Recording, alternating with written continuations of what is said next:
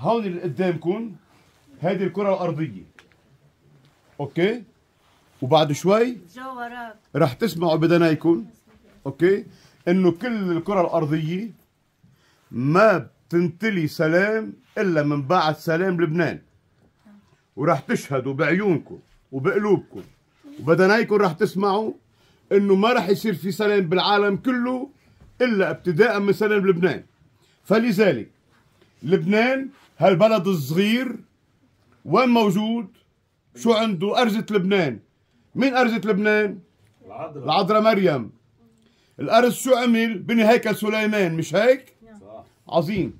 فإذا من هيكل سليمان اللي قدامكم أوكي بلش العهد الجديد مع يسوع دخل الهيكل.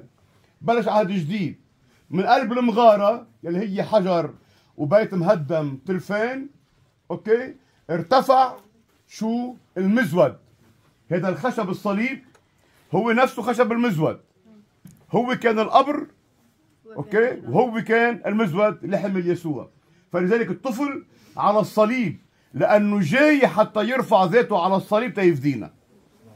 اوكي من يسوع من قلب المغاره فاض المجد وفاضت الشهاده، فاض الحب الدم الاحمر وفاض المجد ولف هيكل سليمان.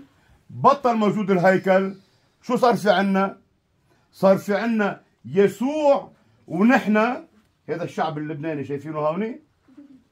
شايفينه ولا مش شايفينه؟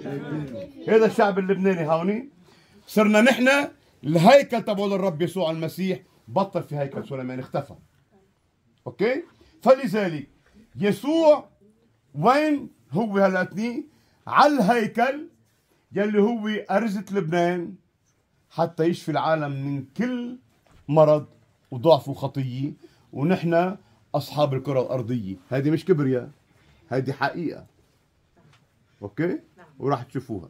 فإذا عجبتكم حلوة الله يرد عنكم يا رب.